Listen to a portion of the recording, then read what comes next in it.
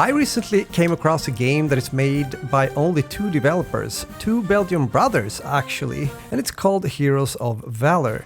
The game is currently in a beta test on Steam and is about to be released soon as an early access game. Their cartoonish style and design gives me a strong feel that they have been both inspired by and also wanted to make a small homage, if you will, to a game such as Battlefield Heroes that was released in 2009 by DICE and EA. Not sure if anyone that are watching my video right now ever played Battlefield Heroes, but it does remind me quite some about that game. In Heroes of Valor, you play either as the Axis or Allied forces, and there's 3 classes to choose from in the ongoing beta: Trooper, Heavy, or Recon. There's a 4th class as well that is supposed to be an Engineer class, but it's not yet active.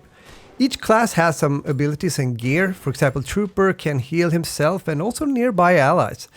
The Heavy class can activate stronger armor, which also affects nearby allied soldiers. And the Recon class can go, for example, invisible for some time, and we're getting back to that in a moment. You can throw dynamite, explosive barrels, maybe also use the rocket launcher as a Heavy in order to do some old school rocket jumping. And you'll also be able to drive tanks, airplanes, jeeps, and motorcycles as well. And can you imagine there's an actual server browser already in place in Heroes of Valor? Yes, this is a colorful third-person World War II shooter with a glimpse in the eye, so to say, when it comes to the making of the game. I can feel that already now in the playtest, which is nice. Well, the same kind of fun and casual feeling of a game that I also experienced when playing some Battlefield Heroes back in the days. I believe that this can be a bit of a fun game to play together with friends.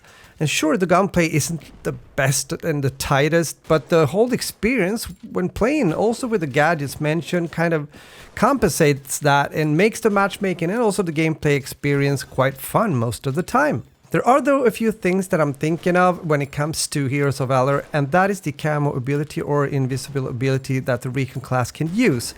I don't mind it per se, but I do believe that you can be invisible quite a bit too long. So they should either shorten the length of the actual invisibility or make it so that the cooldown between the invisibility, if that makes sense, is longer. I say this since I saw a tendency, at least, of people, I'm not sure if I should use the word abusing this ability, but they were running around stabbing people in the back more than anything else, and they could do that for a very long time.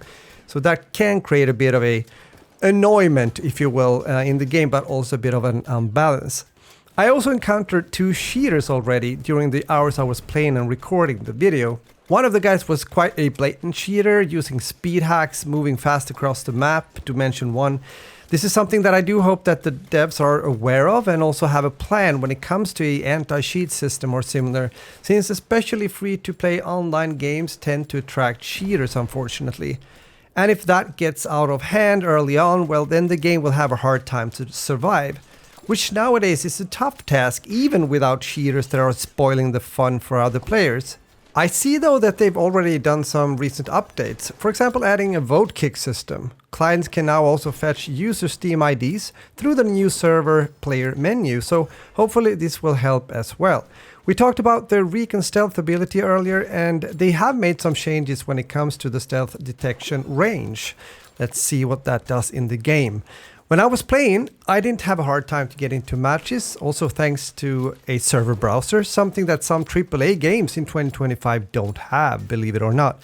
And hopefully the game will be able to get a good early access launch, since these kind of games are appreciated, since many games nowadays are being taken quite seriously and are using harsh settings even when it comes to matchmaking algorithms, such as skill-based matchmaking and similar.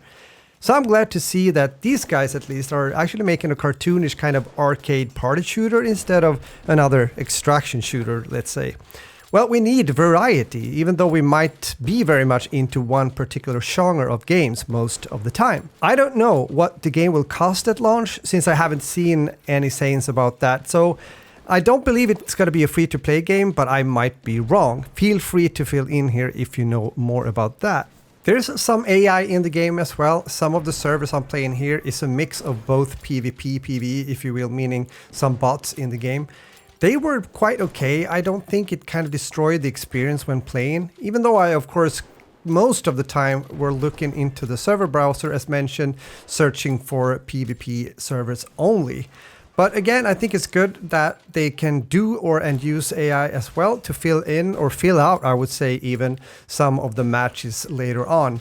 But yeah, it kind of works. Just wanted to mention that if you have a kind of a fear when it comes to AI in games, which I can understand since sometimes it doesn't really work that well. But at least so far here, I think it played pretty well. There's some customization options and unlocks available when it comes to weapon camos and also some customization for the actual soldiers.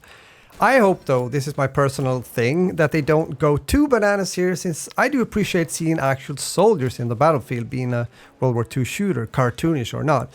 Well, let's see what they come up with. I say this also since, you know, playing some other games, even though it was a long time ago since I played Call of Duty, it was mainly that franchise I was thinking of, where you have a lot of different skins. I think you know what I'm thinking of. So with that said, let's see what kind of route they choose to go when it comes to this regarding the customization. With that said, I think we're getting slowly to the end of the video.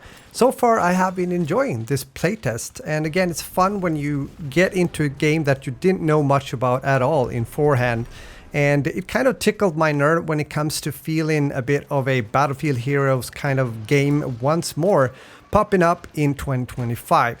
So fingers crossed that everything goes well with this game. I do really wish so. I think it's a great initiative. And again, it's made only by 2 guys. I think it's very impressive. And I'm going to keep an eye on this. And of course, I'm also looking forward to hear from you out there what you think. Maybe you are in the playtest as we're speaking. If that's the case, let me know your thoughts and feedback as well. With that said, take care now. I'm going to let you listen in a bit to the actual gameplay if you want to a bit more before the video ends. So take care and we'll talk soon again. With that said, later and goodbye.